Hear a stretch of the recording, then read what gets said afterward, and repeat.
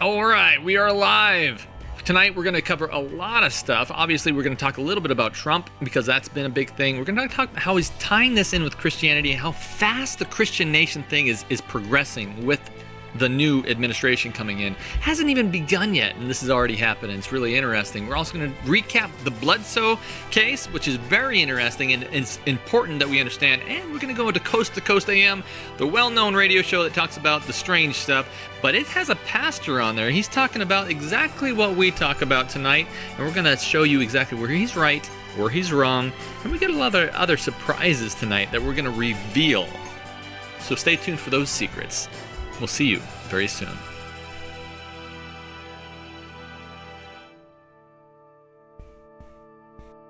I don't care if you think I'm Satan reincarnated.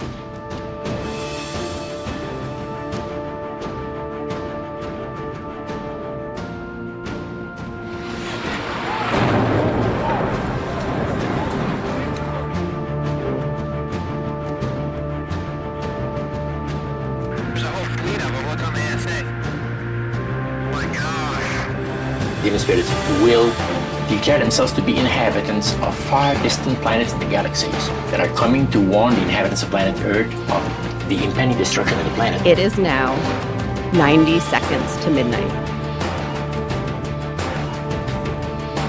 I still think these are what people call angels. I'm dying to know what they've got to say.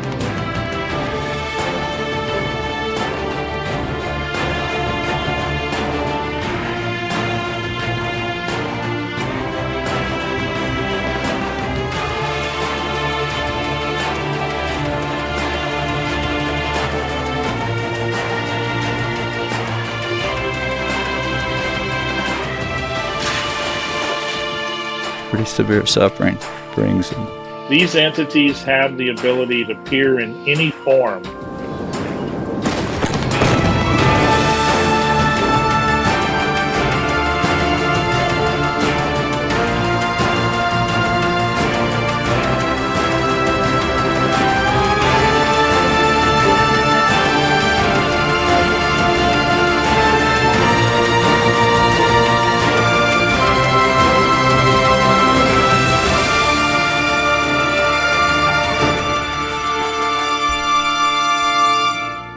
Welcome to Strange Normal. My name is Bradley. We talk about the stranger things that happen in your normal life to give you a biblical understanding of what is going on. And there's a lot going on, so make sure you hit that subscribe button, hit that little bell icon, and the like button too, so you're notified when things like this happen. And there's a lot happening tonight. So I am already getting tons and tons of messages about all the different political stuff that's happening. We don't cover just the strange stuff on this channel. We also cover the very strange stuff that's happening in your political life as well.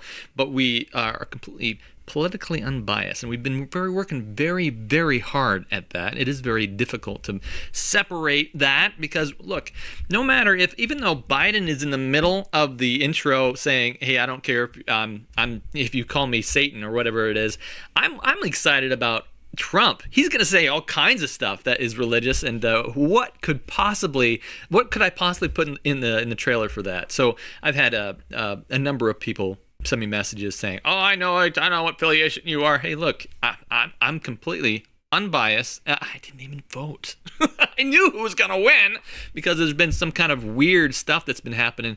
The amount of chaos around the candidate that won. I thought, you know what?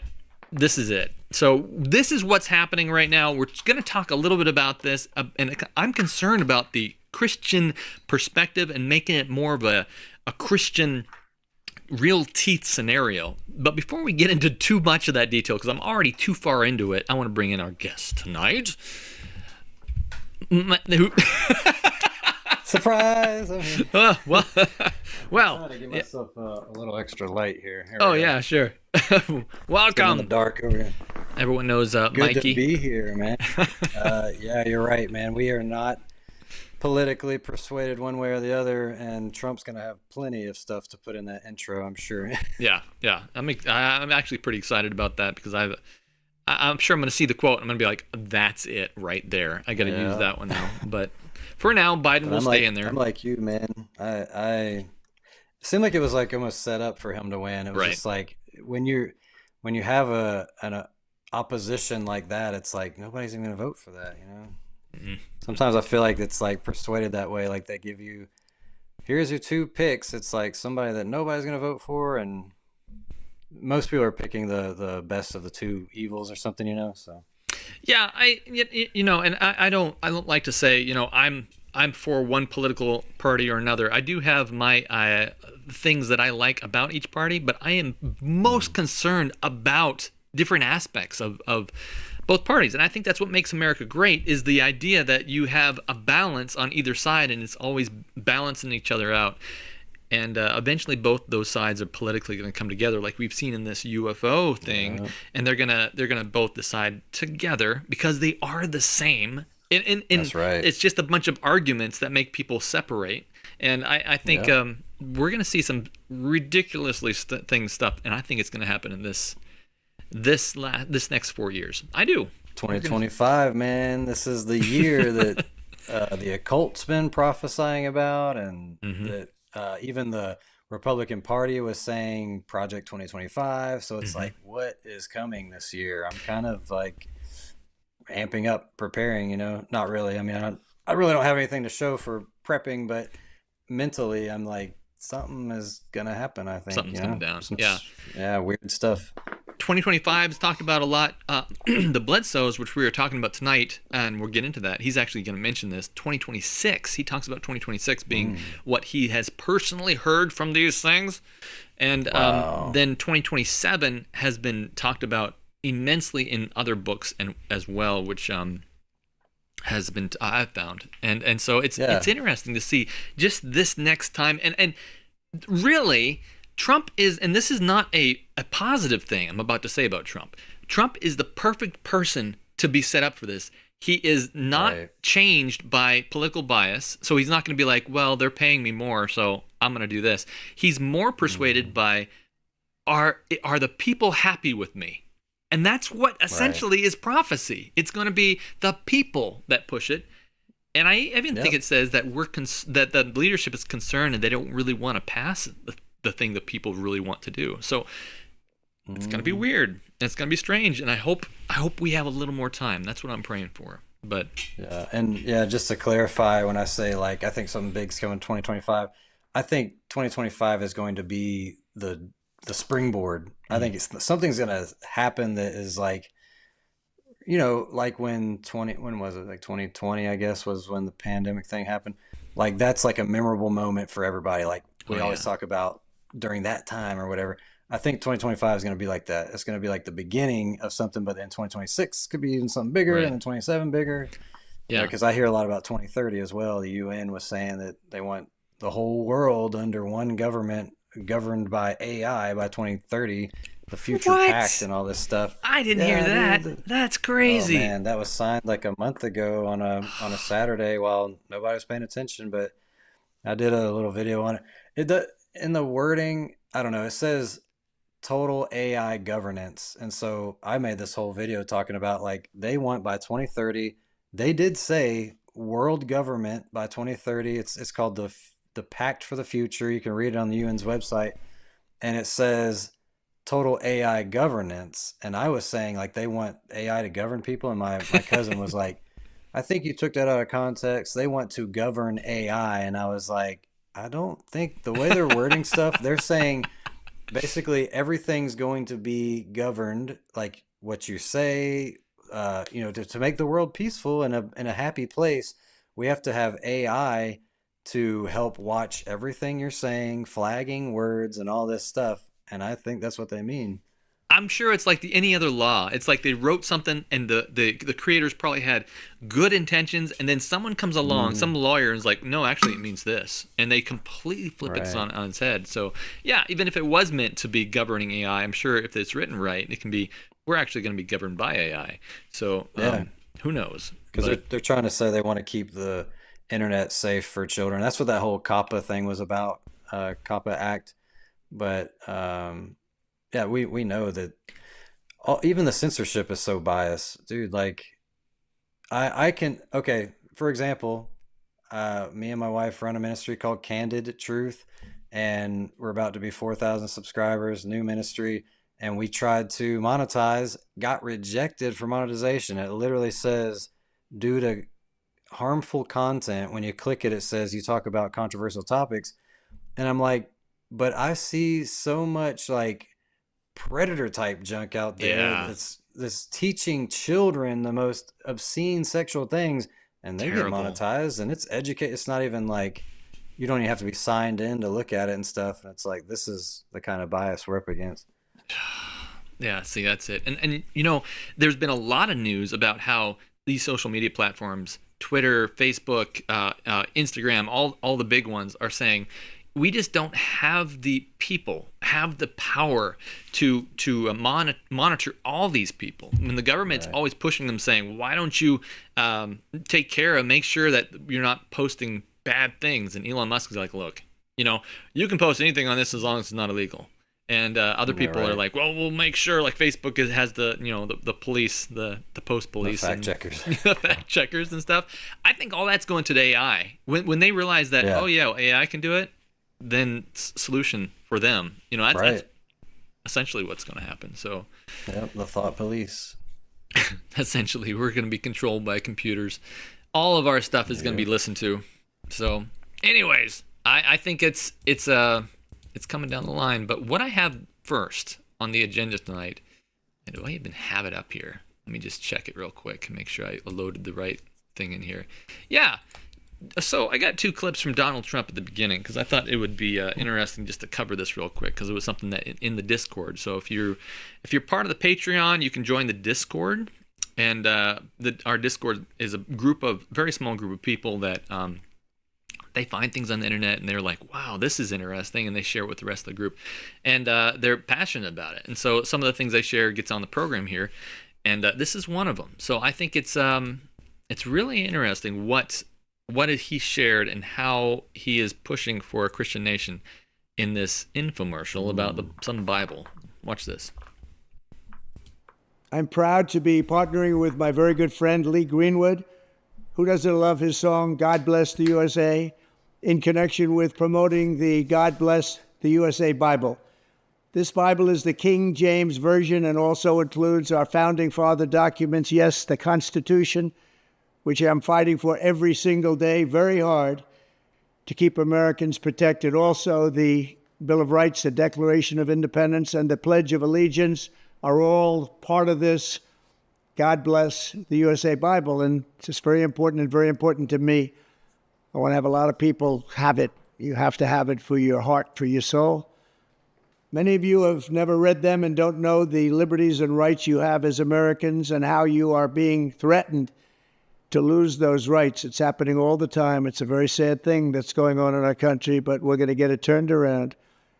Religion and Christianity are the biggest things missing from this country, and I truly believe that we need to bring them back, and we have to bring them back fast. I think it's one of the biggest problems we have. That's why our country is going haywire. We've lost religion in our country. All Americans need a Bible in their home, and I have many. It's my favorite book. It's a lot of people's favorite book. This Bible is a reminder that the biggest thing we have to bring back America and to make America great again is our religion. Religion is so important. It's so missing, but it's going to come back, and it's going to come back strong, just like our country is going to come back strong. In the end, we do not answer to bureaucrats in Washington. We answer to God in heaven. Christians are under siege. We must protect content that is pro-God. We love God, and we have to protect anything that is pro-God. We must defend God in the public square and not allow the media or the left-wing groups to silence, censor, or discriminate against us. We have to bring Christianity back into our lives and back into what will be again a great nation. Our founding fathers did a tremendous thing when they built America on Judeo-Christian values. Now that foundation is under attack, perhaps as never before. What do you think about that?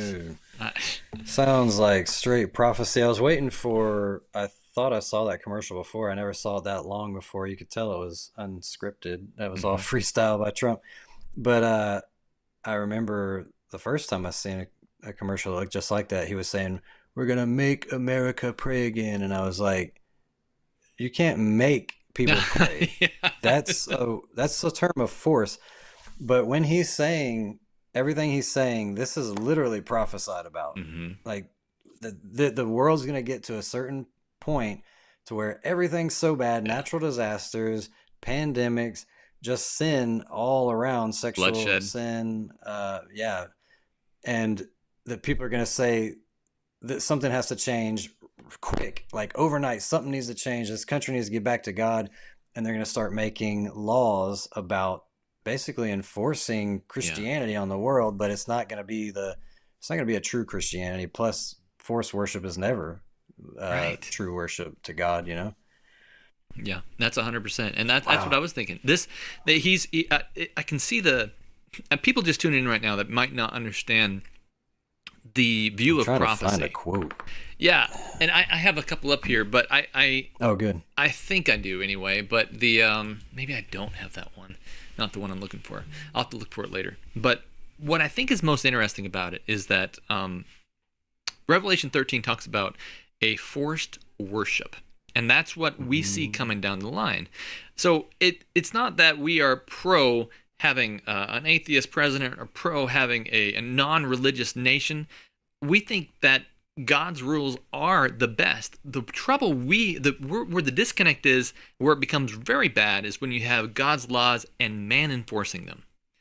Because that's when you have serious error. Because when man decides what God's laws are, that's when man makes big mistakes, and always happens. And it's not necessarily man's fault. It's because Satan is with man down here on earth, and he's influencing us for various ways. So whether it be through our family or just through propaganda that we have in Hollywood media or anything like that. So I think it's important that we watch this, and I'm thrilled that we're bringing back Christian values, but it also concerns me just a bit. It's because I see that pendulum going from men in the bathroom of women and then pushing towards, oh, by the way, you can't worship this way in this nation, even though we have separated our laws. So that's my concern. Well, it was a slippery slope ever since Obama legalized gay marriage. And then it was like, oh, yeah, now we got this bathroom issue. And then people are like,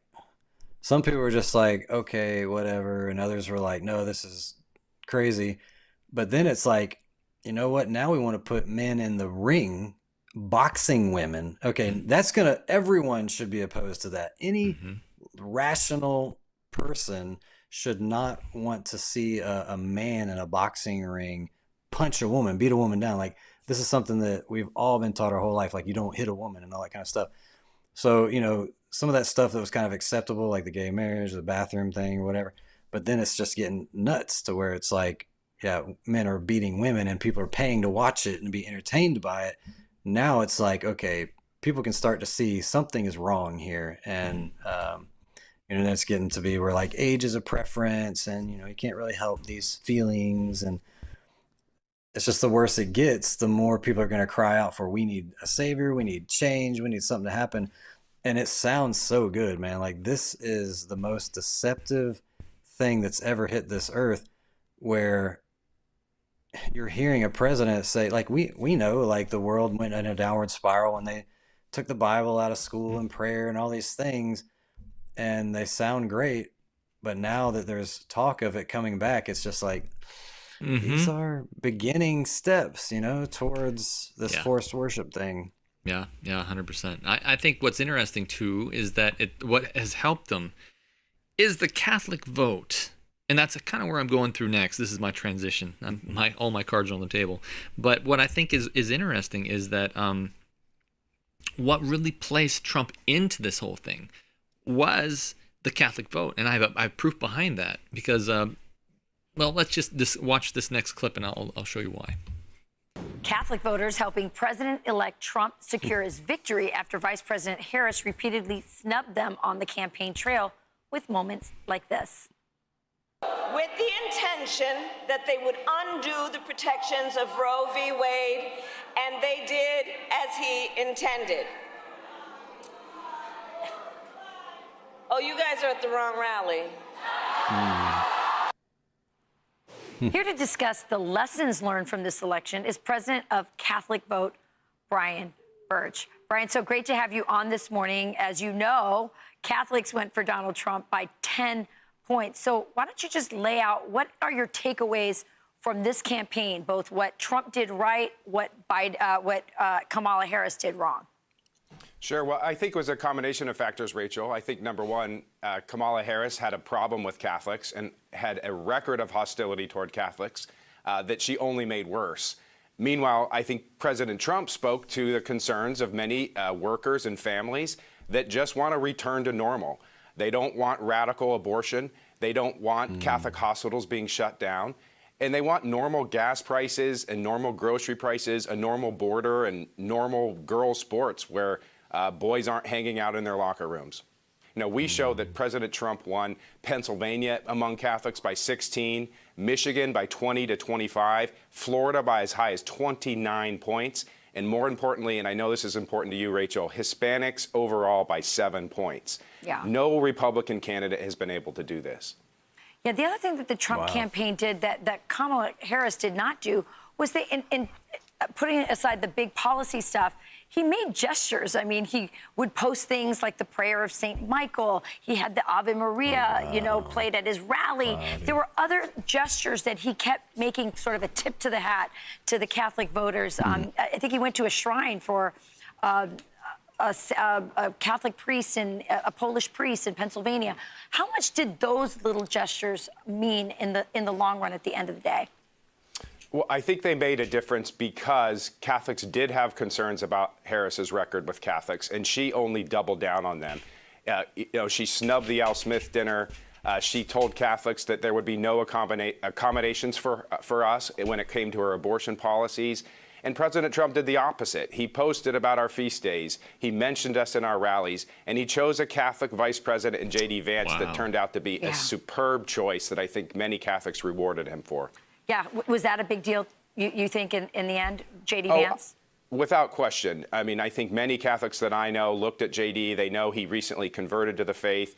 He is one of the best, most articulate spokesperson of our kind of solidarity idea in our church, that we have to care for each other. And I think he has, a big future ahead of him as well. So that's interesting because I do believe that the Catholic Church has been on the forefront, specifically the Vatican itself, had been on the forefront of pushing all religions together. And so if you have a large portion of those people already agreeing with what the Vatican is doing in this ecumenical movement, and you have a president that is, and a vice president, assuming that something might bad happen to Trump, which doesn't look like that's too far out of the bucket because of what's already happened twice before he was president. Right. You might have a very Catholic vice president, and Trump is already very pro-Catholic. And so what could happen here? And so it's a little concerning to me. And again, not if you're listening, I don't want to hear emails saying you've talked about Trump too much. This is not good for Trump. And I think it's interesting, something to watch. Yeah, I mean, we know that that's what is coming, that there's going to be a time when America is is openly telling people to worship the first beast, which we know is Rome. That's the papal Rome and everything. And so when you see this imagery going on, well, for years we've seen presidents always fly out to Rome and bow to the Pope, and it's like, why? What is this religious figure in Rome have anything to do with America? That's the big question. And yet it always happens, and now here we see it in a big way, because you're talking about by this Bible, and we need God back in our country, and winning all the Catholic votes. And I've heard, you can fact check me or whatever, but I've heard that all the people that kind of work in the White House have been wiped out one by one, to where the whole board is almost Catholic now. Wow. Yeah. That's just what I've been told. I don't know. Yeah. I've actually, there's a lot of conversation about that happening in the Discord, the Strange Normal Research Group Discord. Okay. That I haven't read everything yet. They're probably chomping at the bit at me saying, why haven't you talk more about this? Come on. But there's so much happening today, I couldn't get everything in. But anybody is welcome to join that, and you can through Patreon. All right, more about that in a second. You can get the links down in the comment section. I'll pin the comment at the top. And but I want to switch over and talk a little bit about Bledsoes. If anybody has been part of this channel for a while, you've heard me talk about the Bledsoe case. Ryan Bledsoe, Chris Bledsoe, they are the prominent figures kind of leading the what is the word? They're kind of the prophets of this movement right now, and they are really pushing this agenda further ahead with the government. What is that agenda they're pushing ahead? Well, the idea that there is NHI, as the government calls them, non-human entities, available to be talked to on this planet with the government, your government, the U.S. government, is communicating with. And so they have been saying over and over again that they've had military, and they named them. They named the people. They named the branches. They named everyone that has come, and they say that they really want to know more about why these things are happening and how they can communicate better with these things, which is very, very scary to me. That is like a Ouija board? I don't know. Yeah, exactly. It's essentially a Ouija board without the Ouija board. They say, there's so much to say on this, but I think it would be good to recap what actually happened to the Bledsoes so people know what is going on, because it's important to understand it before we get into the Bible study near the end of this program. So awesome. Let's do this. Watch this. It's about a 5-minute clip, and I've cut it up to shorten his story to just the most important parts. Watch this. My family had fallen on really hard times around this time, just a couple years before. My parents had a very successful multi-million-dollar business, and they had, so 2007 comes around, and we're just really feeling the pressure of all this, the fallout of losing the business and having to move across town. And my dad's just really suffering. He's been physically sick, mentally sick, and he was just kind of at the end of his rope. And he was not really feeling it that night when he was fishing with these guys, right? Mm-hmm. So he doesn't want to disturb anybody or be a Debbie Downer. So he just kind of walks away on his own for a little bit. And he's kind of praying like, God, could you please heal me or, end my suffering? Like, just basically turn this around. I can't go on like this anymore, right? He feels a gust of wind. He turns around. He sees this bull, right? This ethereal, ghostly bull. It charges through him, and this massive gust of wind knocks him on his back. He falls to the ground. He sees the stars in his head. It's like a ghost. It's this spiritual thing, right? When he turns over, stand up, the bull is this woman with blonde hair and blue eyes in a white, it's like a gown that's from her neck all the way down to her ankles, and it's twinkling like the stars. She's floating off the ground, and she's glowing. And she looks at him, and she says, "You know why I'm here." But she doesn't move her mouth. Anytime these entities ever spoke, it's that they don't move their mouth. It's in your mind. She said, "You know why I'm here?" She said, "I'm the divine feminine. It's a great secret that's been hidden throughout all time. It's been suppressed." And she made him to understand it in the sense that, like, for example, the Catholic Church has Mary. Even they have a divine feminine, but they took this concept and they turned her into a human. They suppressed the idea that the feminine can be divine, but she's part of the human world. So Jesus is the Son of God, right? But the mother is only human. There's no divinity there, but yet she's still worshipped for thousands of years. It's this very complicated, confusing thing. She said that her name is Hathor, but that throughout time she has gone by many names and is known across the world, across various cultures. Basically, that to summarize the things that she said, there is a group in power who worships the dark force. This is getting to your question. This is why I told this story. There's a group in power who worships the dark force, and they are using the biblical book of Revelations to script the end of times. They're trying to force prophecy on mankind. Holy And it's shit. like, it's a playbook, right? She said, as it is written, so shall it be, that the prophecies will play out, but that it was written thousands of years ago that the light would win, and that that there will be intervention, that we're approaching a new age. She said, we're going to shift into the age of Aquarius, and there will be a new knowledge, and there will be peace, that we will have a connection with God and the divine forces. But that in order to do this, we have to change to love, compassion. She flashed it in his mind to understand that everything has a consciousness. The blades of grass, the water, the wind, everything is alive. It has a spirit, and that we have to be loving towards spirit and, compassionate. Good vibes, bro. She said that we have two polarities, that there is love and there is fear, and that right now the earth is in a state of fear and it's suffering. And that if this goes on too long and the collective humanity stays in this condition of fear, that the earth, being this advanced living being that it is encoded to protect itself, and that it might just shake us off and get rid of us.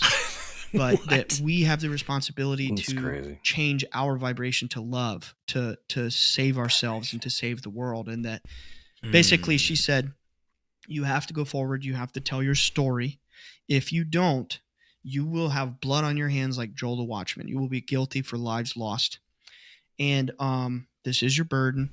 If you do this, your family will be protected. We will bring you cameras and witnesses and help you collect evidence to show the world undeniable proof that, there is life out there. She said they come from the eternal world or the spirit world, that when we die, we become as they are, and that our loved ones are always around us, watching us, cheering us on. And that this is the perilous world where the soul comes on a journey to learn and to grow. Yeah. And it's just, it goes on, but and then she vanished. And then she vanished. So at first glance, if we don't understand prophecy, if we don't understand exactly what is happening here with the two great errors that happen at the end of time, which are sacredness of Sunday and the people pretending to be dead loved ones, which not even of my faith. Joe Jordan comes out and says, you know what, we shouldn't have people just appearing in these scenarios and telling people that he said this happens all the time. People are saying that their relatives appear to them and they tell them to do something really strange and wicked. I was listening to another episode as I was looking for content, and it was really interesting. I posted this in the Discord, by the way, this episode, and it said that these two guys documented their cases. It was in the hundreds of years ago, where they were talking to NHI, which they didn't call them NHI back then. They thought they were extraterrestrial, and they gave them all kinds of smart stuff and good facts. And then at the weeks or months into their communication, they said, "Oh, by the way, to help your marriage, you need to swap wives." And so this is just a common thing. Once they gain your trust, then they push this idea or lie into you. And so what he's presenting right here, by any normal Christian, might sound, oh yeah, well, he was visited by an angel. Well, he sure was visited by an angel, but it's not the angel you want to be visited by, because they're fallen. And we know that through the characteristics, because they don't match what the Bible says about specific things. No vibrations in the Bible. Come on. And there's no of people telling other people that, hey, by the way, my friends are up here, and that if you just die, you can become like one of us. No, that's completely anti-biblical. No, that's New Age 101. I caught it right away when he was talking about, before he even used the word vibration. That's why I said good vibes, bro. Because when God woke me up to, like, in 2012, end of 2011 is when God really woke me up about things like signs of the times, New World Order, aliens or demons and all that kind of stuff. I was posting it a lot because I was just like, I'm going to wake up the world, and it wasn't a good tactic, but there was this one guy, he was like, you're just pushing fear, bro. You need to stop. It's all about love, bro. You got to, and it's like, there's people out there, a lot of people actually, that believe that the only way you can overcome corrupt government and all this stuff is just love, bro. Just gotta be the good vibrations, bro, and we're all gonna be surviving. And so he was talking about that. He was talking about, for one, you show me a verse in the Bible where there's a female angel. I've never seen one. Actually, when he said Hathor, her name was Hathor. I looked it up. Hathor was a major goddess in ancient Egyptian religion and mythology. Yes. The goddess of love, beauty, pleasure, fertility, motherhood, joy, celebration, gratitude, and renewal of the cosmos. She was also the consort of Horus, the sky god, and the sun god Ra. Right away, we know that this is paganism. Right. And, this is how New Age always wrap themselves up in this kind of coexist movement. There's a lot of scripture. I've collected New Age books to expose how deceptive it is, because every page has scripture from the Bible, and we're going to reach Christ consciousness, and we need to he's an ascended master and all these things. And so if you are not grounded in the truth, man, that counterfeit is so close, so deceptive, that millions are going to fall for this because they're seeing it, and they're going to say, look, maybe there's missing parts of the Bible that we didn't know, that we need to know about good vibrations, and that there's female angels, and maybe we were wrong about ancient Egyptians being, pagan, and that it was really just, they have their own way of viewing truth of the Bible. And wow, man, I noticed his hat too. He had this triangle with a planet in it. Looks like an all-seeing eye, and too many red flags here. He chose that, and he talks a little bit about that, but I cut that part out because it was so much content that I had to chew on.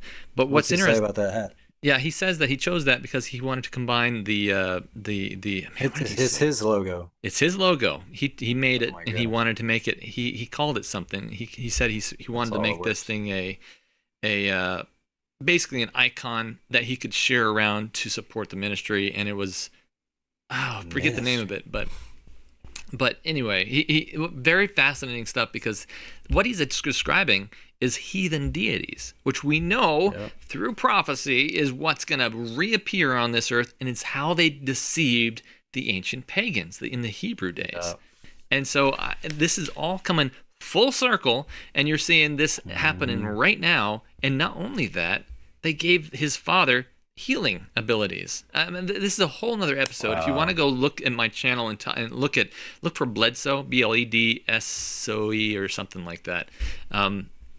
I think I did 2 or 3 videos already on him that goes into much more detail, but we're going to cover what he's said new tonight in this episode, and a little bit extra. Even that ghostly bull, there was a red flag with that, because the bull is always associated with Baal and the sun god. In the Egyptians, they had a bull with a sun disk between its horns. It was the sun god. Yeah, and it's the heathen deity from Egypt. It's come back. It's been lurking around here, and it's finally said, you know what, it's about time. And they told him in another episode, I bring this out. It told his father, it said, we want to use you to tell the world about us, because we're coming back out pretty soon. Wow. And so this whole thing is happening very, very soon. And they actually talk a little bit more about this. How recent was that? That was less than a year ago. It must have been, or a year or two. Let's see, we've been doing the channel for 3 years, and we found the Bledsoes. And the Bledsoes really are the capstone of everything in ufology right now. If you go to any of the Reddit stuff in ufology or UAP, everybody knows what the Bledsoes are, because they are kind of the current mystery that everyone's very, very curious about in that genre. And rightly so. But they call this thing that came to them, it's come to more than just Bledsoe. It's come to government officials. And so the government officials have actually come to this family and gone, okay, so tell us more about what she said, and see if it aligns, because they want to know if it aligns with what they've heard as well. They call it the lady. They don't call her Hathor. They call her the lady. But here's another clip about the lady. one of the most important things that we call her the lady, right? Because we just, it's just comfortable to us. It's just the first thing he called her, right? We don't call her Hathor. People around the world are like, Hathor. That's fine, but we just call her the lady, right? So It's too hot. one of the most important things she said is that there's going to be a star alignment that will mark the shift into the new knowledge, the shift when God will return. God. And okay. She said, when the star Regulus aligns with the gaze of the Sphinx just before dawn in the constellation Leo, there will be a new knowledge. So we have some friends in NASA, and we told them that. And Dad's even like written that down and sent it to the Pentagon. By the way, we reported that to the Pentagon, and the president was briefed on that in 2012, right? Have you noticed in the past 2 or 3 years, you have people like Lou Elizondo and John Ramirez and other people in intelligence agencies coming out saying there's a consciousness shifting event pending. Maybe it's in 2025. Maybe it's in 2027. I'm just saying, something to take notice of. Dive down that rabbit hole. We've been saying that for 12 years. But so anyway, is that when that alignment is speculated to happen? They told us they believe, based on their NASA simulations, that alignment will occur on the equinox of 2026, the spring equinox. Okay. But they're muddying the waters, and they're saying either 2025 or 2027. That's just how the government works. They take a little kernel of truth and then they puke on it with lies. But anyway, back to your question. And do you think, like, sorry, I just want to, I'm just dying to ask this. It's okay. You know, there's been so many occasions of people predicting good things happening on certain dates, bad things happening on certain dates. Do you think that this is going to be undeniable and instantaneous, or do you think this is going to be one of those things that sort of unfolds over time, or do you just not know? The second one. I think it's the second one. I think that we're primed because of like movies to think that there's just going to be like some fire in the sky and the whole world is going to, be aware of it. I don't think it's like that. I think it's things that are unfolding right now. Mm-hmm. Whoa. Okay. Okay. So there's basically he's saying it's not going to be like first contact, the whole world is exposed to aliens. It's going to be, Farmer Joe had a conversation with the alien and they're going to talk to him on the news for a while. And then, this person, Bledsoe guy, it's always going to be like this for a while till it builds up. Till we start getting kind of comfortable. Like, oh yeah, another person had a conversation. I wish I would see one or whatever. It's not just going to be like takeover because people just like go into chaos, I guess. Exactly. And I like the way there's someone else that I played a video on. They said that, it was that guy that channels. He's like, well, it could be that we're just going to hover over the ocean for a while and then everyone will see us. And then, so they don't seem that bad. And then we'll go from there. And man, it's going to be wild, but I think it's going to be something that we just are not prepared for, and it's going to change society. And so I mean, just as it did in the Egyptian times. So that's something that the lady said. And another thing the lady said was Amun-Ra is the hidden one. Before we go into too much more commentary, watch this. Again, the lady came when I was 18, and she said a lot of things that I didn't understand. I had never heard of the divine feminine. Something else I forgot to say earlier is she said that Amun-Ra is the hidden one. So you have to imagine this being comes down. She also gave the name Pitta. This being comes down. She gives 3 Egyptian names. So on the one hand, I'm like, I know this is true. I'm seeing all these things. I hadn't seen the lady myself, but I know Dad's telling me the truth. I know every other thing we've seen together. I know it's all real. So I'm like, but then on the other hand, I'm Pentecostal. And my pastor says, all that stuff's evil. My pastor said you can't even do yoga because a demon will get into you. Oh my goodness. Pastor sounds like he knows what's up. Nah, that's what I was thinking too. I was like, yeah, don't go to that stuff. I mean, it sounds like he's already against Christianity while he was in Christianity, and now he's dabbling in the dangerous realm, and suddenly something happens that changes his religion. Imagine that. Pitta, dude. What? P-T-A-H. I was thinking, I kept seeing pita bread was the only thing showing up, but PTAH, we know this from this is the statue of that you get at the Grammys or whatever, the Oscars. Oh. Yeah, is an ancient Egyptian deity, a creator god, and patron deity of craftsmen and architects. I mean, there again, why so much of the ancient mythology? You have whoever that, what was her name again? Amun-Ra. Hathor. Hathor, yeah. Amun-Ra, Hathor, Ptah. So far, everything has been ancient Egyptian and the divine feminine and all this stuff. And his pastor's like, that sounds evil. And he's like, he thinks yoga is bad. Your pastor's sitting there telling you, like, this is Egyptian mythology, and you can just, it's a Google search away or an encyclopedia away. And the guy's like, no, this is real. And this should be a huge eye-opening revelation for all of us that think, I won't be deceived. You know, what if you're faced with it, face to face, and you say, okay, I have to rethink some things, because how am I going to deny that this isn't a real experience, that this isn't reality? All I have is some guys on a Strange Normal podcast and words in the Bible, but what if this is real? Yeah. What if you actually start to see your dead loved ones appear, and they start to say, this Amun-Ra guy is the real deal. This is actually what actually created us. This and by the way, Amun-Ra is a combination of Amun, which is the creator, and Ra, which is the sun god. So it's interesting that all these gods are kind of coming back, these heathen deities from ancient Egypt, and they're all saying, we're actually going to be a real deal here pretty soon. Make sure you notify everybody. Here we come.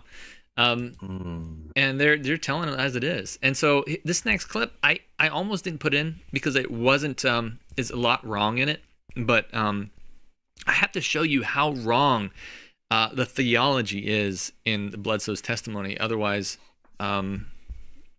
if you don't realize it, then where are you at? If you're gonna follow this guy, watch this. But a really, really good book that makes this point is The Secret Teaching of All Ages. We were talking about this last week, remember? Yeah, Manly P. Hall. Yeah. I think it's one of the best books I've ever read that makes the case. Manly P. Hall. Thinking of myself as that 18-year-old kid, what do the Masons believe? What do the, this group believe and this group believe? And feeling like, I want to know. Dude, it's so easy to know. You just got to look. And I think The Secret Teaching of All Ages does just a fantastic point of giving you that overview of showing you what they all believed, which is exactly what you just said, which is like, we're not in the real world. The real world is somewhere else. Yeah. You're in a little simulation. You're in a little experience. And when you die, you don't die. You just enter a doorway into another place where you're now immortal. I mean, you're immortal now, but then you go into eternity, in the other world. I think like the great challenge that mankind has not overcome yet is definitively knowing that we are immortal and we come from another place, and that we are only here for a brief moment in time. And there's a lot of people listening. They're like, I already know that. Okay, great. You have made it. You are awake. You are aware of what it is that you came here to know. But think about pop culture. Think about CNN, Fox News, all of these other media organizations. They're not talking about this stuff.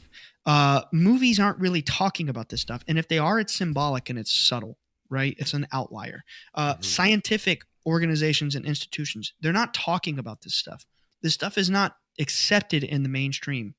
That's the challenge, is like, how do we get the whole world to know this great secret, the secret teaching of all ages, right? That's what the true initiation is. Wow. That's what the true initiation is so before we comment, I have a quote I want to push out there. This is from Ellen G. White, which I believe is the only prophet, modern day prophet, that actually talks about this UAP, UFO, NHI stuff ever. I mean, there's no one else that actually covers this stuff, and she explicitly says that this stuff is not correct. Watch this. This is chapter 36, the impending conflict. From the 1800s. From the 1800s, yeah. Through two great errors, the immortality of the soul and Sunday sacredness, Satan will bring the people under his deceptions. While the former lays the foundation of spiritualism, the latter creates a bond of sympathy with Rome.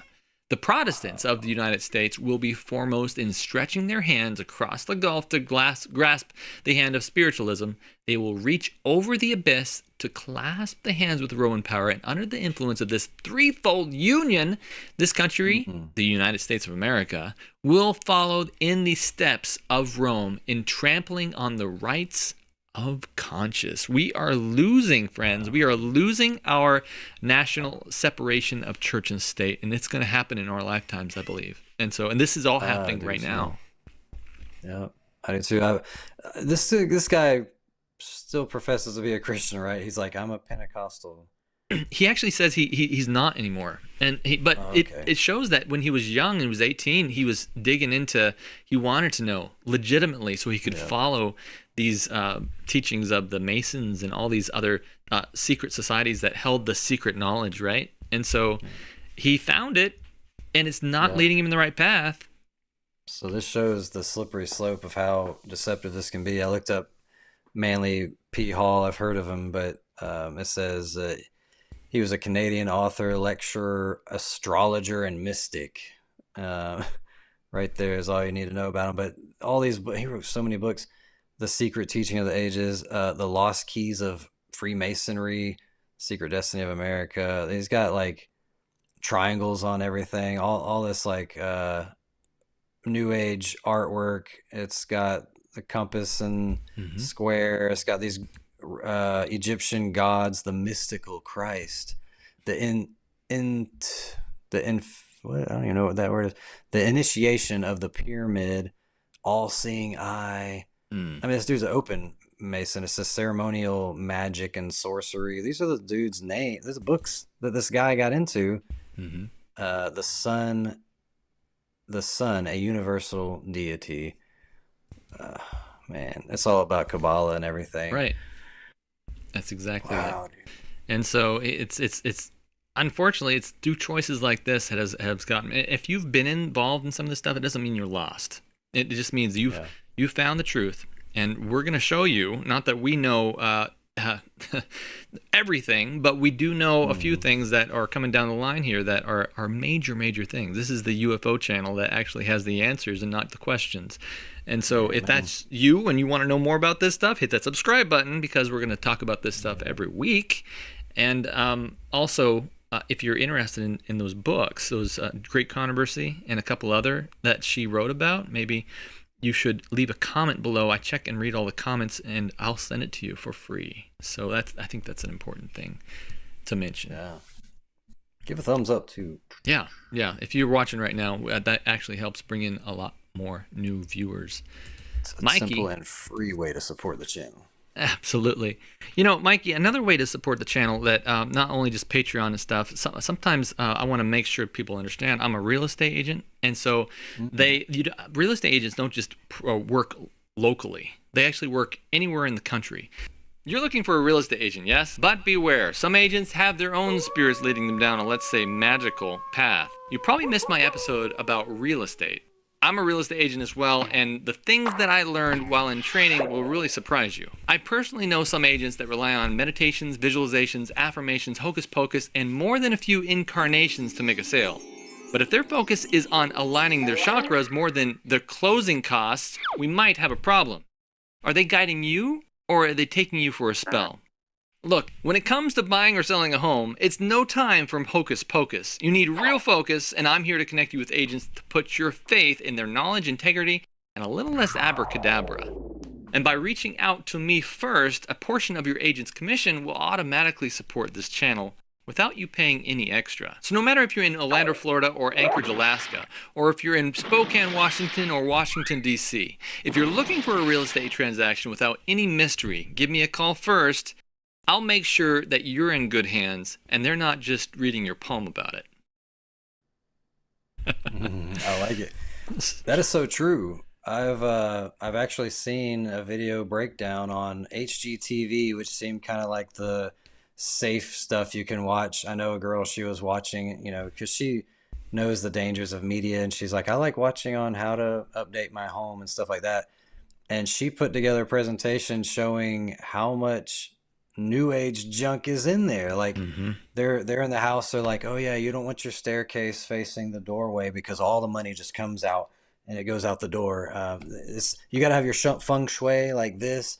And actually, when they remodel homes, every time there's a crystal somewhere and there's some kind of new age statue and stuff. And these were like the husband and wife that were Christians that were flipping homes and stuff. I'm just like, she took her dog to some dog whisperer, and you could see the chakras in the background. It's just like, these are the people that are selling you your home. I'm sure a lot of them believe in the secret law of attraction and all that. It's really wild, because while I was doing the training, I would have the students in the room turn around to me and say, hey, do you know about the law of attraction? Hey, do you know, by the way, if you think about this stuff and send good vibes towards it, then you can too get good sales. And I was like, and literally everyone surrounding me would turn to me and be like, you don't believe that? What's wrong with you? And and I was thinking, this is how sales and real estate is done. This is not my type of work then, but it doesn't have to be done that way. But so what I promote on here is, no matter if you're looking for a country home or a home in the suburbs of the city, or maybe just an investment property, I'm going to help you find someone in your local area that's going to be good, that's not going to be just random brand new agent. And that's important because that helps support the channel, and it doesn't owe you anything. It actually takes a portion of the commission from the person that's helping you and puts it towards the channel without them even knowing it. So that's awesome. I think it's a good service, and I think that's one way. It's actually a really good way you can help the channels. All you have to do, and this is the last time I'm going to say this, is give me a call, 423-749-0000. Do that Monday through Friday, not right now, and I'll talk to you personally on the phone. Okay, commercial over. I want to see if I can get some of this B-roll. I'm not going to be able to show our faces in it because I got to rebuild the whole system. Yeah. And so I'll be able to run the B-roll for this next clip. This is not the Bledsoes anymore. We're actually going to talk about where are my notes? We're going to talk about an episode of Coast to Coast AM. So Coast to Coast AM is actually a well-known program, a well-known radio show for the paranormal and the weird and stuff like that. But he had a pastor on. I didn't know it, but George Norrie, who I think runs that thing in place of Art Bell or whoever used to. Died. Oh, did he? Yeah. You're right. No, you're right.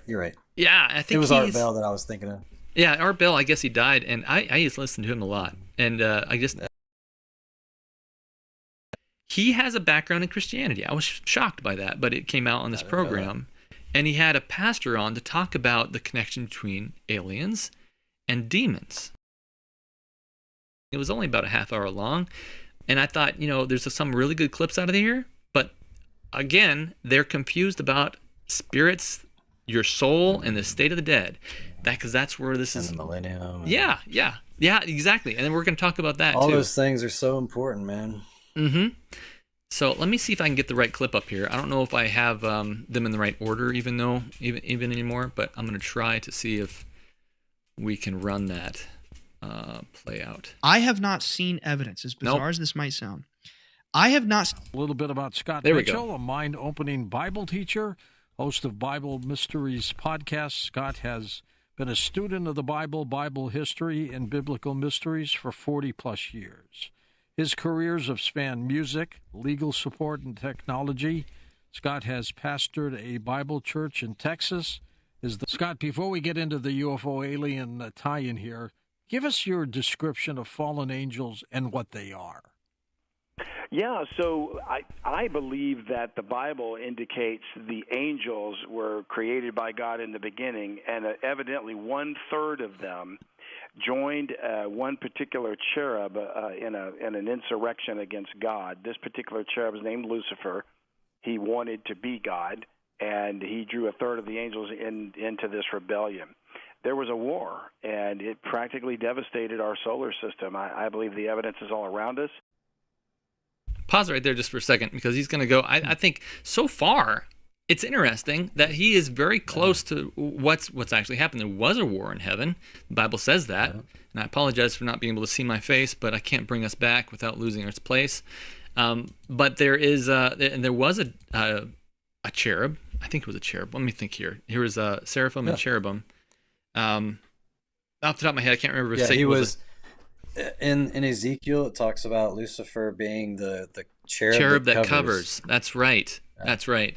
And he was a cherub, and he, very close to God, and now he's led a third of the angels away. So he's on point there. I think that's very interesting. But he goes into something I had never heard before, and I don't think I can pull from the Bible, but I went ahead and kept it in anyway. Listen to this. It's possible that the asteroid belt that we see today was a planet called Rahab in the Bible, and the devastation that came from that rained down on Mars and the Moon and the Earth. And but at one point, the Earth was their home; it was His dominion, and then God restored that planet, granted dominion of the earth to man, whom He created much more recently than the angels. And the angels have been angry, and they've wanted it back ever since. Wait a minute. He said that Lucifer used to be on earth, but now it's man that rules the world. Because the Bible does say that Satan is the god of this world, and he's blinding the minds of people that are here, and he goes to and fro in the earth and all that stuff. From what where he's going with that. Yeah, from what I understand is that we gave dominion over to Satan by eating the fruit, basically saying, Satan, that you can be the Lord of our life because we've chosen to accept the hidden knowledge that you've given us. Mm-hmm. And it's not, God didn't cast them off a planet and blow it up, and then remade it so that we can be it. So I don't know, that was like off in left field, but he had a very close amount of people. So I went ahead and asked ChatGPT. I was like, okay, what is this planet Rahab, Rahab, as he said, and where is that in the Bible? And it pulled up. It said we cannot find any planet Rahab in the Bible, but you can. This guy's a pastor. I know. I'm looking at his page right now. If anybody knows where in the world he got that stuff, look, I'm curious even if it's from like the Book of Enoch or something. I at least want to have a reference so I can say, oh, okay, this is where you're pulling that from. When I hear this stuff in the future, I can say, no, you're pulling that from here, and that's non-canonical. So I don't believe canonical, but you know what I'm saying. Anyway, I just typed in what is the planet Rahab, and it filled it in by itself. It said in the Bible. It says AI. I asked Google, and AI said the planet Neptune is known as Rahab in Hebrew. The official name chosen by the Academy of the Hebrew Language in 2009. In the Bible, Rahab is the name of a Canaanite woman. That's what I was thinking. Yeah. And prostitute who lived in Jericho. She helped the Israelites by hiding to blah blah blah. Okay, maybe that was going off track there, but apparently Rahab is Neptune. Yeah. Or something. Hebrew name for Neptune. I don't want to spend too much time on it because I think it's complete right garbage, but I do think it's that it's very, very interesting that he's coming up with this when he has so much a background right. And so this isn't the only clip, but what made Satan go astray? I have a few verses that we're going to pull up after this, and he has this right. So if I can just click a button and bring it out, maybe it would work. There we go. What made them go astray in the first place? Pride. This entity named Lucifer was a cherub that was created, the most beautiful created being, full of the sum of wisdom, perfect in beauty. Every precious stone was his covering, according to Ezekiel 28, and that was not enough for him. He wanted more than just to be second fiddle to the Lord himself. He wanted to receive worship, and he was able to convince these angels to join him in a rebellion, probably by promising them some form of power or dominion themselves if they won the insurrection. And hence we get the phrase, the love of money is the root of all evil. Okay, so that's put that together before. Really. I know. I don't know how he put the money thing together. He's definitely got some disconnects there, but pride is definitely how Satan fell, and we know that because of Isaiah 14:12 through 15. I'm going to try to bring that up here if my screen cap still works. Isaiah 14:12 through 15. That's Isaiah 51. Isaiah 14:12 through 15. How you've fallen from heaven, O Lucifer, son of the morning. How you have been cut down to the ground, you who weaken the nations. For you have said in your heart, I will ascend into the heavens. I will exalt my throne above the stars of God. I will sit on the mount of the congregation on the farthest sides of the north, and I will ascend above the heights of the clouds. I will be like the Most High, yet you shall be brought down to Sheol, to the lowest depths of the pit. And Ezekiel also says, you were the seal of perfection, talking about Lucifer before he became Satan.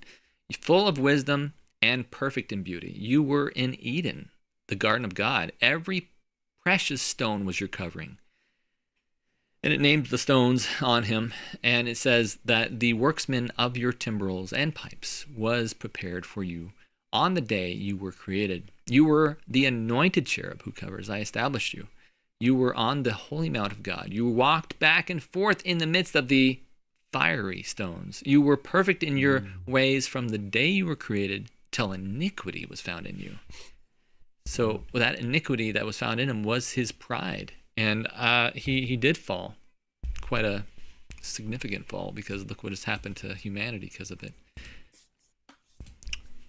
And he wants to receive worship. I found there was another website called Grace Through Faith. It's gracethroughfaith.com, and somebody asked about this thing, and they give a whole where it came from, but it says all this wild conjecture developed out of a study combining the apocryphal book of Enoch with the application of the ELS, equidistant letter sequencing. Oh my goodness, equidistant letter sequencing, commonly known as the Bible codes. If we're as close to the end as we think we are, it won't be long until we know whether Rahab theories are true or fiction. Wow. We're in for a wild ride, because I'm sure Satan tries to have his own prophecies built in there. Mm-hmm. But that is... I've just never met a Christian that didn't believe Satan was here on Earth. Yeah, that's what's interesting, that he said that he's...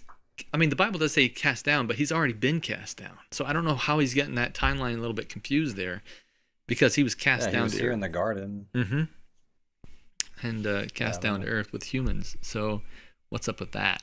But there's also one other thing that I had some trouble with, was that his confusion about procreation. Watch this. Mm-hmm. Have they grown in terms of stature or population amongst themselves? I don't believe they have, but it's interesting you bring that up, George, because the angels themselves don't procreate amongst each other.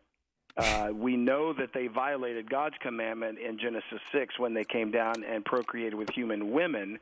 Okay, so how do we know that? So what's interesting to me about that whole thing, he's getting the whole thing from the book of Enoch. There we go. And he's combining with the Bible. This is why the book of Enoch was thrown out. It doesn't have any good. We did a whole episode on the book of Enoch if you want to go to the channel and watch that.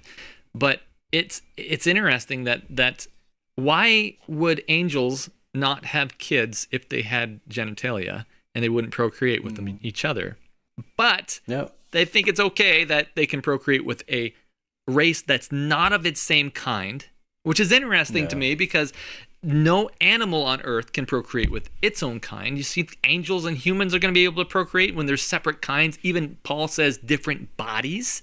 So celestial bodies. So Jesus, the Pharisees were trying to trip up Jesus, and they were asking, this woman, she died, or her husband died, and he married her. She married his brother, and it happened like 7 times because that was the custom back then. They said, whose wife will she be in heaven or after the resurrection or whatever? And Jesus says, well, you guys don't know the scriptures. He said, after the resurrection, we become like the angels, not giving into marriage. So Jesus himself said that angels do not marry. And people say, well, yeah, angels don't marry, but these are fallen angels that were going against God's wishes. God created angels that were immortal, for one. They had no need to fill the earth, because if you're immortal, you don't need to procreate. You're already immortal. And so God created them. He created them all male. Like I said, there's no mention of a female in the Bible until Eve came along. I think she was literally the first female creation. And I don't think they have sperm creating testicles if they are males with no female in sight.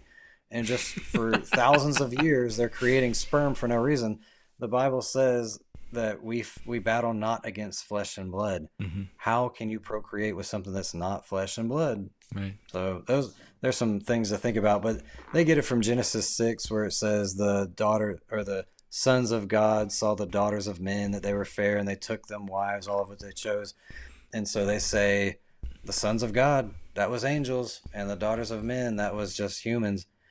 The daughters of men were offspring of worldly people. When you look up in the Bible, sons of man, all you're going to find is the context is they're secular worldly people. They're not of God, they're of men. So daughters of men would be daughters of secular worldly pagan heathens.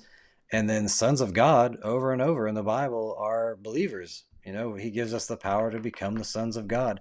So you're always going to see the context of sons of God as being followers of God, followers of Christ, and the daughters of men were worldly people. And so Jesus was saying, don't be unequally yoked, because it caused a lot of problems. Marriages hardly can stay together when you're not on the same page.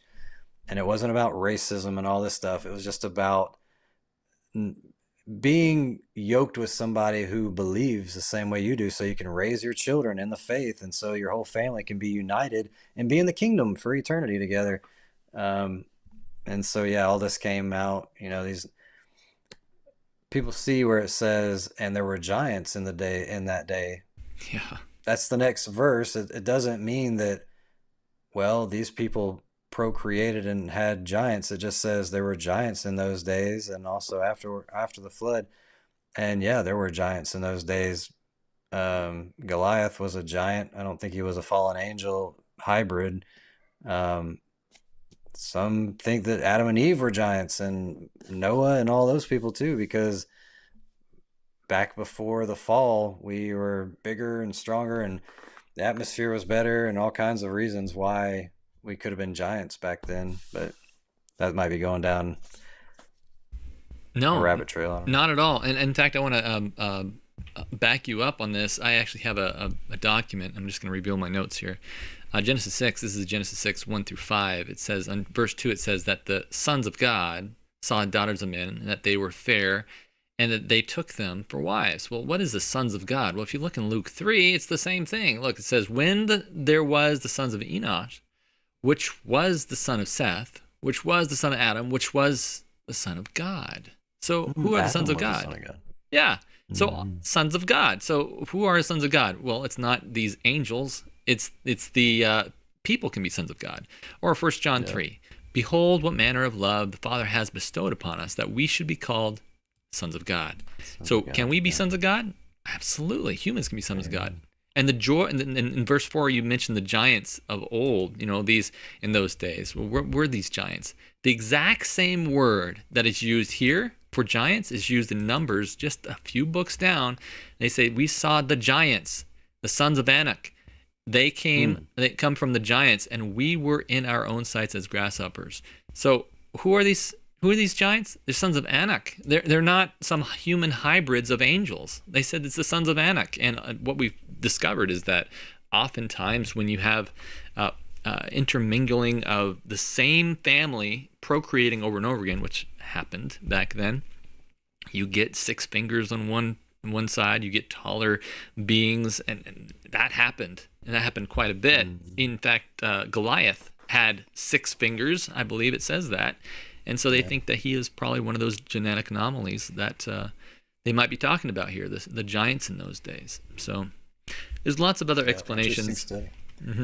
Just to kind of level with people, I used to believe that 100% back in 2012 when I started really looking into stuff. I believed that angels came down and mated with humans, fallen angels mated with humans and created Nephilim, fallen angel, hybrid humans, and I totally believed that 100%.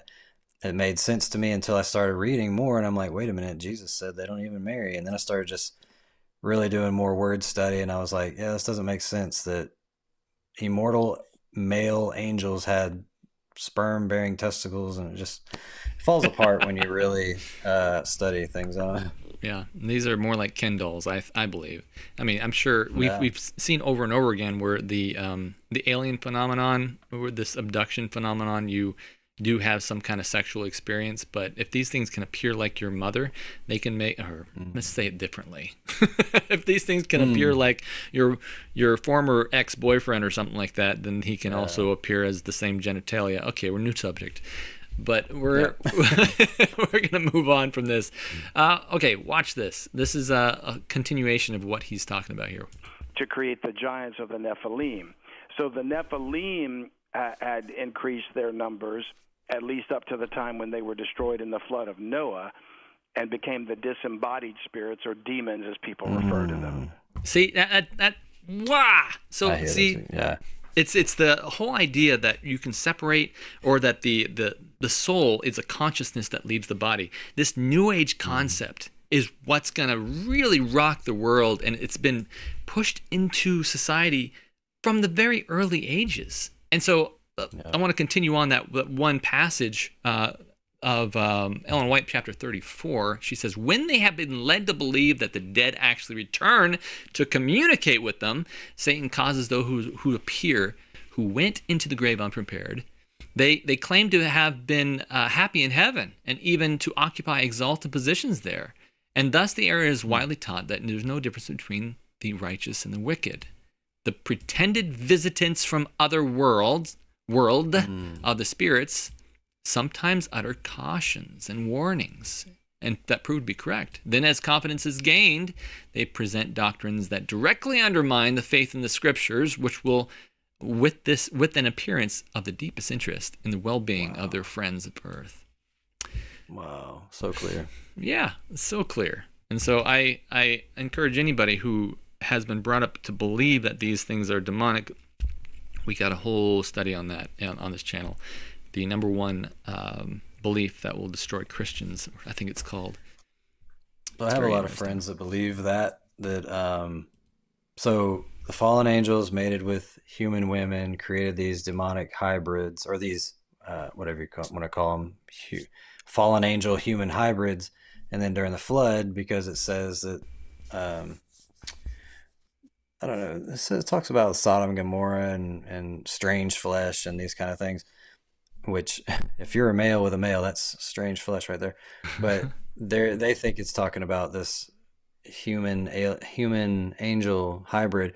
But when they died in the flood, their immortal spirit, instead of going to heaven or hell, it just roams around on earth as a demon. And they think there's a difference between fallen angels and demons, which I do not subscribe to. I believe the word demon, unclean spirit, fallen angels, they're all the same.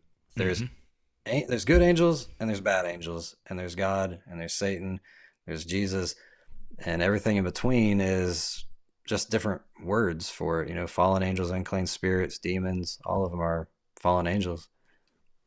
Yeah, 100%.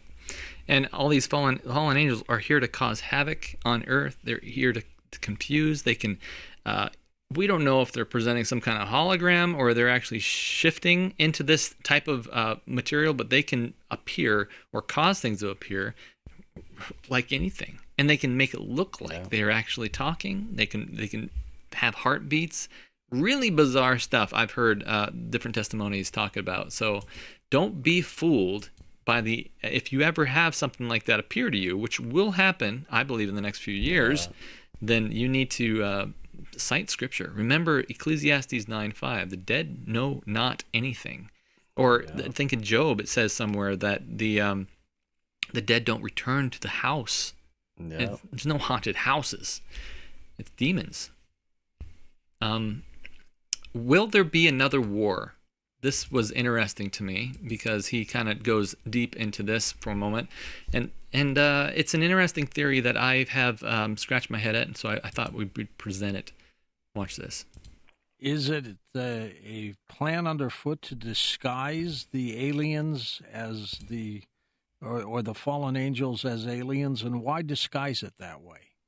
No, not this one. If there was an original war between fallen angels and the good ones, Will there be another one? Yeah, that's the one that's coming.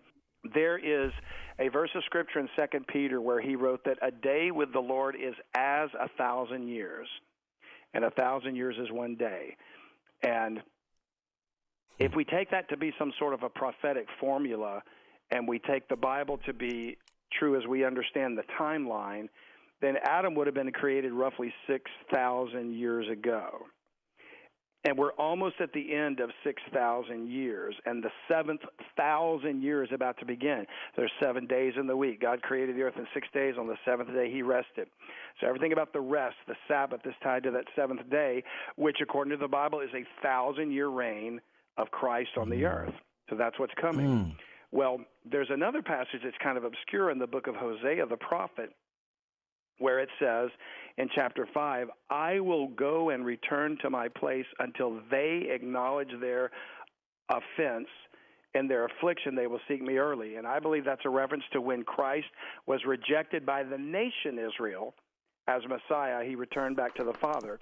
But the very next verse, the next chapter says, it's like Israel, the nation, it's their reply to God, where they say, come, let us return to the Lord, for he is stricken and he will heal us.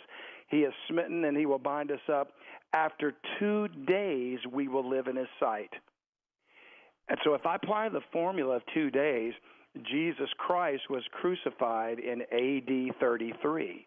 Now, I know we're on a Julian calendar, not a Hebrew calendar, but it's been nearly 2,000 years. What if 2033 is the end of the 2 days, which brings us to the end of the 6,000th year period, or the 6 a day? Who ends up winning this battle? All right, so I don't want to go too deep into that because I don't believe that we can know the day or the hour. The Bible specifically says that. But I do also know that, and I don't know a lot about that Hosea passage. I haven't really studied the minor prophets. The Daniel and Revelation have been kind of my wheelhouse for a while, but Hosea. What did he say about Hosea? Hosea. Well, he said that Hosea 5:15, which is the verse he was talking about. I've kind of started studying this just to understand what he's saying about this. By the way, if you have heard this Hosea idea before, I'd like to hear from you because this is the first time I'm hearing that. I've heard of what's called 1,000 years. No. Hosea talks about how they until they acknowledge my offense, they will seek my face, and in their affliction, they will earnestly seek me. I don't know a lot about that. And he says in the next passage, which is chapter 6, verse 2, he says after 2 days, and he's applying the 1,000 years. A day is like 1,000 years, and so we've applied that a lot over different prophecies. And so I don't know if this is talking about in the past or in the future, or if it's a dual prophecy. I don't know anything about this, so I'm not going to even touch it. I'm just saying it's the great week of history, which is what the previous idea is called, that he's trying to tie this into, is the idea that it was about 4,000 years to Christ's death, and there's about 2,000 years until 6,000 years are up, and there's 1,000 years that we get to spend with Christ, not on earth. That's what the New Age believes. It's in heaven, because he says when Christ comes, we meet him in the air. We don't meet him in the air and then we come back down. We don't go whoop whoop. We go whoop and out of here. So well, because man, I grew up in churches that believe that, and the majority of churches do believe that, which is really frightening because, like, when Christ returns, he says, when they asked him what'll be the sign of your coming, he said, let no man deceive you first. So we know there's going to be tons of deception. We know there's going to be miracle working demons. We know there's going to be false Christ and all this stuff. He said, when they say he's in the secret chamber, don't go. When they say he's in the desert, don't go, because he's not going to be on earth. When he comes, he's going to come like lightning flashes from the east to the west. Every eye is going to see him. The dead in Christ will rise first. We're going to meet him we're going to join those who have risen from the dead, and we're going to all meet together in the air. And it says that the wicked will be consumed by the brightness of his coming. And so the earth is going to be void and desolate. You can read this in Jeremiah, starting with Jeremiah 4, chapter 4, verses 23 and so on, like 26. But it talks about this desolate earth, and this word that's been translated in the King James English Bible as the bottomless pit is Abusos. really, yeah, it's really a bad translation because it's comparable to the same word in Genesis when it says the earth was without form and void. And abusos in the Greek is an abyss. That's void, a void. When Genesis is saying the earth without form and void, that's what Jeremiah 4:23 says. It says, behold, I see the earth and it's without form and void. And it sounds like you're going back to creation. But then it goes on and says that the cities have been broken down, that the birds have fled away, that there was no man. So you're talking about clearly after creation, because you're talking about cities and creatures and that are no longer there. And it says that the earth was desolate and void. It's describing the time that Satan will be bound here for 1,000 years, a death row sentence. Satan is going to be here for 1,000 years on a desolate, void-like earth with nothing but death around him to think about what he's done, his decision. It's like a death row sentence. He knows when Christ returns, it's end game for him. But that's when, we're going to be in heaven for 1,000 years with Christ. It says the books will be opened. What does that mean? Well, we're going to get to go through all the cases of our family members who aren't there with us. Why didn't my mom get to come? You're going to get to see every secret sin or every time that she rejected Christ or whatever it was. When we come back to earth with Christ, because it does say that, Paul says, do you not know that you will judge angels? After 1,000 years, we've been through all the records. We will know 100%, Christ, you are just in your judgment. Even though I love this person and I wish they were here, they rejected you. They're unfit for eternal life in this perfect kingdom. And when we come to earth, it says that after that 1,000 years, the rest of the dead live not again until the 1,000 years is finished. This is in Revelation 20. I've never heard any other church talk about who those people are. After the 1,000 years is finished, the rest of the dead live not again until the 1,000 years is finished. That's the wicked who have been dead for 1,000 years. Wow. They're now being risen to their judgment, but it says that Satan is loosed for a short season. There's so many Christians out there that say, why would Jesus loose Satan? We've been in, because in their understanding, we've been in a perfect paradise with King Jesus on earth for 1,000 years. Now Satan's loose to deceive a number like the sand of the sea. Are you kidding me? It's hard enough to get to the kingdom. It says endure to the end, and now you're probably going to be one of the number like the sand of the sea that gets deceived. And I've heard people explain it, well, because during that 1,000 years of life on earth and the new millennium kingdom, people are going to be having offspring, and those people are going to have to face the test again to see if they're worthy. Oh my goodness. This is why Jesus said that after the resurrection, they give not into marriage, they become like the angels. He clarified this, and yet people still write whole books about it. Yeah. In the millennium kingdom on earth, people are going to be procreating and they're going to be deceived by Satan. It makes no sense. And it's and so when you really understand that we're in heaven for 1,000 years, we come back, the wicked are being risen to their judgment. At that moment, Satan has a chance to deceive these people. And he's going to say, you see what's coming to earth? I'm your God. I just resurrected you guys. We need to fight against this being who's trying to take over earth. And in that moment, we'll see the true colors of every person who's resurrected, because now not only have we seen their record, but now we see that they're willing to go to war with Christ and side with Satan. And that's when it says that God will bring down fire from heaven and destroy them. And it's going to be a sad sight. It says that he's going to wipe away every tear, but then we're going to live in a perfect world on earth. I say all that to say, if any Christian out there is believing that the next phase coming is Christ setting up his perfect kingdom on earth, you will be deceived. That's Satan. Because there's going to be a cosmic battle. We got to go to war with aliens and all this stuff. And if that really happens, if we live in a time where we see that humanity has fought against this cosmic war and all this stuff, and now they're promising peace and safety, and by miracle working demons, there's no more pandemics, there's no more man-made earthquakes and all these things. It looks so good. That is Satan appearing as Christ, right, and bringing about a false peace. And if you understand that Christ isn't going to touch the ground, that we're going to be in heaven, you can never fall for that deception. But how are you going to stand this test if you're unclear on what prophecy says? Right, 100%. Man, I think you summed it up perfectly. In fact, Mikey, what? Oh, I was like, I hope I didn't like go over your next slide. No, actually, no. I wanted to sum it up just like that, but I have been working with AI over the last couple of weeks because I found this thing that was really neat, and I have always enjoyed making music. And if you're someone in the crowd that doesn't like drums, this is your time to exit because I can't control what instruments this uses, but it created a great song, and I really worked hard with it to try to make the lyrics just perfect. I added some AI visuals so you can kind of figure out what it looks like, but I thought I'd present this on the live stream tonight because I've already just made it public just now on the channel separately. Oh, cool. And so but this is called Alien Masks, and it's about a 3-minute song, 3 minutes 20 seconds, and it's going to become the new jam. Let me tell you, because I've played it so many times in my car. People are driving by me like, what is going on here? Anyway, listen to this. Tell me what you think in the comments, and if you don't like drums, don't comment, because I know what can I do. Here we go. Listen to this.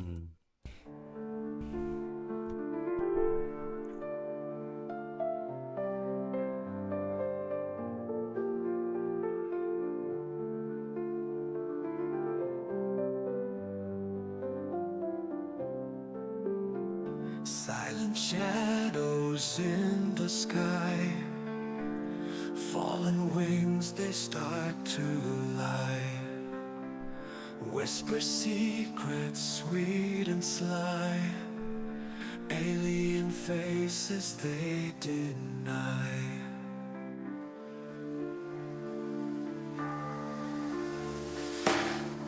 Crafty lights to mesmerize, human hearts they hypnotize. False saviors in disguise, heaven's truth they compromise. Alien masks they wear tonight, hiding truth from every sight. Deceiving eyes in blinding light, prepare for an unholy fight. In the midst a remnant stands, heeding heaven's last commands. No deceit can break their hands, they hold God's truth with faithful plans. They face the darkness, never shy, exposing falsehoods where they lie. Their faith in Christ they testify, while others fall beneath the light of the alien masks they wear tonight, hiding truth from every sight. Deceiving eyes and blinding light, prepare for an unholy fight. Alien masks they wear tonight, hiding truth from every sight. Deceiving eyes and blinding light, prepare for an unholy fight.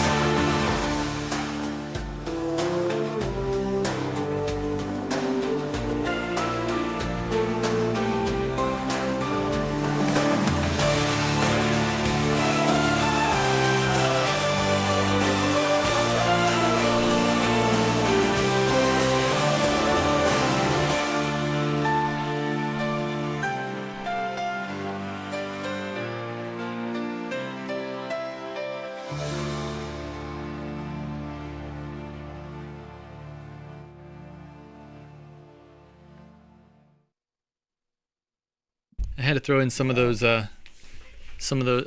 No, I'm not going to mention it. You know what I'm going to say, but I think I think fascinating that there's so many that this works so well in the end, that in the beginning with the Hebrews, and it's going to work very well again. And it's already been tested. Right. And so I think this is why we started this channel. This is why we're preaching against it. This is why we're trying to do every form of media, try to reach the masses. Yeah. If you go to strangenormal.org and click on the About section, there's a couple different things in the About section, a couple quotes. And I think one of the quotes is, look, there's going to be different ways to reach people at the end. And this is one of them. And I think it's very important that we don't criticize just because we think, well, this is the Christian way. This is also the Christian way. We're presenting truth on this channel, and it needs to be reaching a group of people that probably won't be reached anywhere else. So if that's something that you're into, share it. Yeah, we're not wearing suits. We're not in a church. We're trying to reach people where they're at. And let's face it, the church has given itself a bad name by some of the things that it's done. And there's some people that just, they'll never set foot in a church. So how are they going to be reached? I mean, missionaries go out to third world countries and, you know, meet them where they're at and dress in the dress that they wear and all that stuff. And that's what Paul talked about, you know, to the Hebrews, I become like the Hebrews. To the Romans, I become like the Romans. Not in a sense where you're giving into sin, but meeting them where you can meet them. And I think it's awesome, man. And also, you have cards, business cards that I guess if people want to pass out business cards, you can probably send them a PDF or something, and they can print those and pass them out. Absolute. We're actually going to be at. I'm planning to be at the General Conference as well as at different places. And since this is at the end of the show, I don't know how many more people are going to be listening, but I'm going to mention this at the beginning of the show, probably next one. I'm going to print a ton of shirts. I don't have a booth because they all got sold out at the beginning of the year. I mean, I like it was also 12 months beforehand, and it's ridiculous because I guess GYC, right? No. This is General Conference. This is the thing they haven't had because of the pandemic that happened, and so they haven't had it for 10 years, I guess. And so I'm going to try to be there. And I thought, well, maybe I'll get a booth or something. They're all sold out. And so, you know what? I'm just going to bring around a bunch of shirts. And I'm going to tell everyone in the YouTube land, look for me. I'll be walking around. And if I see you, I'm going to give you a free T-shirt if you promise to wear it while you're there. And I'll give you a bunch of cards, too. And that's coming up mid next year. So that'll be fun. Something else we're going to pass out cards at. That's right. Oh, I forgot to mention that. Thank you so much, Mikey. We were planning to go and go to Lou Elizondo's digs and see what he says live and try to talk to him about the research that Joe Jordan has done. And lo and behold, he canceled our meeting. So we can't go until 6 months from now or something like that. And so we were going to be like his second show or something, and I was hoping to really get some good talk with him, but now I'm fearing that I can't. Unless somebody wants to donate for us to fly to Florida, that's another one coming up. But what's awesome is it's going to be a great place to reach people because you got one building full of like-minded individuals who are there because either they have interest in aliens or they want to know, they want to hear stuff about what is this stuff going on. And so you're not talking about passing out cards at a church where some people are just going to throw it on the ground like aliens, whatever.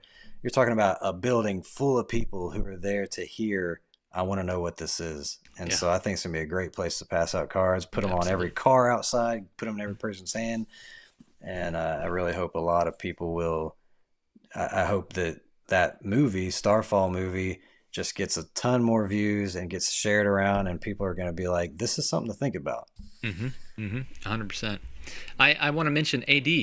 You sent in a super chat, says, hey, bro, want to collaborate or what? To Mikey, tell him about my song about human trafficking. Plus, read my script yet? So, I choose my my collaborators very carefully because it's very difficult to try to find someone that's not going to say something crazy live on the live stream. But yeah, I'm going to look at your channel and we're gonna chat. If you want to email me at bradley@strangenormal.org, and you can reach me directly. Collaborating with the AI music. So he was making music one time. He's working on a script about a movie about sex trafficking and bringing awareness to that, which I think is awesome. And maybe he was writing a song, and I was like, yeah, he was writing a song, and I was like, have you tried AI? And it's such a great tool, man. Like, it's really good. Cool. Very good. Very, very good. All right, Brad, don't forget to attach your real estate card too. Yeah, I know. I'm reading the comments. Good idea. Yeah. By the way, anybody come Monday, Tuesday, Wednesday, Thursday, Friday, give me a call. You actually do reach me by that number, 423-749-0000. Please don't send me weird voicemails like last week. Thank you. Alrighty. Oh, man. So, Mikey, I think that's it. You want to close us out with prayer? Sure, let's do it. All right, guys, let's pray. Lord, Father in heaven, we just thank you so much for giving us eyes to see. I know that I was blind like so many people are. I was sucked into all this ancient alien stuff, and I just thank you that you knocked the scales off my eyes and helped me be ready for your soon return and all the deception that's coming. I thank you for Brad and his channel, what's going on here. I thank you for every person here that is choosing to be here when they could be anywhere else tonight. But they have an interest in learning and sharing and exposing Satan's final deception. Lord, we just pray that you would continue to bless this ministry so it can continue on. Thank you for all the things that are coming up, the event with Lou Elizondo. I just pray that you would bless those efforts, that you would put people in our path that we could be a witness to, that they will hear something new for the first time.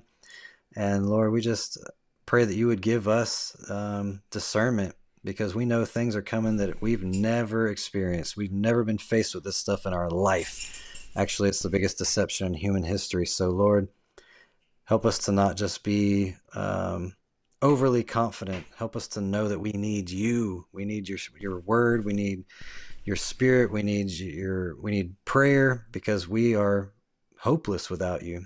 And so, Lord, help us to put all our trust and faith in you. Lord, if somebody's here that hasn't given their life to you, I pray that they would do that tonight, because you said, choose this day who you will serve. I pray they won't stay on the fence, but they'll surrender everything to you. We love you. We thank you for all that you do. Help us to become more like you every day. In Jesus' name, amen. Amen. Thank you so much, Mikey. Stick around for just a second. We're going to close up. All right. Friends, thank you so much for watching tonight. If you enjoyed the program, make sure you hit the subscribe button and join our Patreon. Look down below in the comments. Leave me a comment. I'm very curious about what your thoughts are on any aspect of the program. It really does help the algorithm. And it also gives me a feedback on what you're into, what you're interested in, and how I can better serve you and the community here. Folks, my name is Bradley, and this has been Pure Strangeness, Absolute Normalcy, Strange Normal. We will see you next week.